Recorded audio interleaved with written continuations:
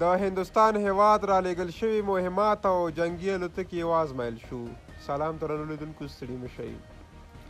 د هندوستان څخه را لیږل شوي وسلې او جنګي الوتکې نن د کابل په صحرایي دشته کې د دفاع وزارت د یو پلاوي په مشرۍ د طالب ځواکونو له لورې وازمایل شو او بعضې وسلې د پاکستان په سرحد پرتو طالب ځواکونو وویشل شوې.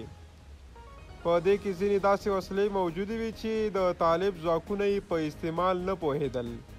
د دفاع وزارت له لورې هندوستان ته خبر ورکړل شوی تر څو د وسلو کارولو یو مسلکي ټیم افغانستان ته راولېږي او د دغه پیچلو وسلو د استعمال طریقه طالب ځواکونو ته وښایي. یاد مسلکي ټیم به د افغانستان پر وخت 4 بجې کابل هوایي میدان ته راورسیږي.